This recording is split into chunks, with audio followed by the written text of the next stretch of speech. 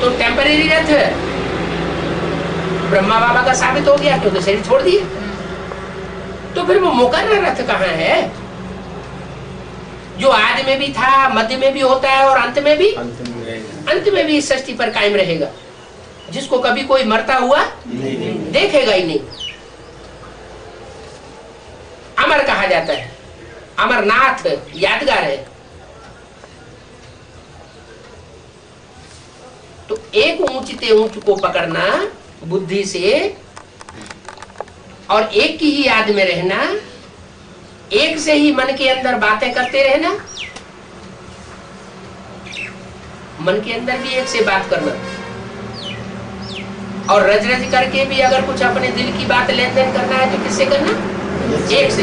ये नहीं अपना पोता मिल इसको भी दे दिया, उसको भी दे दिया, उसको भी दे दिया, उसको भी खुश कर दिया, उसको भी खुश कर दिया। हाँ ये हमारे दिल की बात है, ये हमको सारी बता दिया।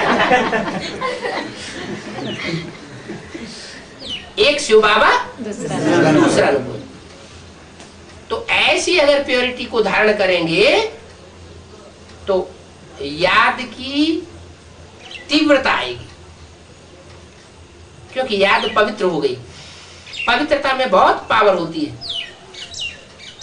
याद तब आएगी जब उस साकार मुकर्रर रूप को पहचाना।